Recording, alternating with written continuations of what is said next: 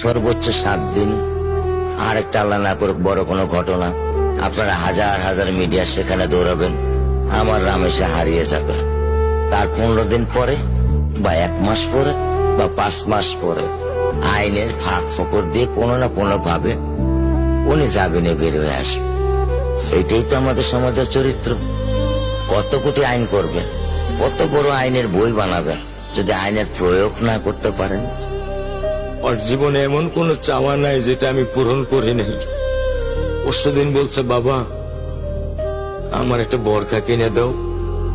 আমি সাথে সাথে নিউ মার্কেট থেকে আমি 1000 টাকা দিয়ে আমার মেয়েকে বোরকা এনে দিচ্ছি।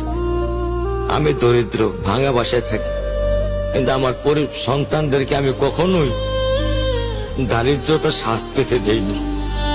আমার স্যান্ডেলটা দেখেন 3 বছর পুরাতন ছেঁড়া, কিন্তু আমি আমার স্যান্ডেলটা পাল্টাই না, সেলাই করে নেই।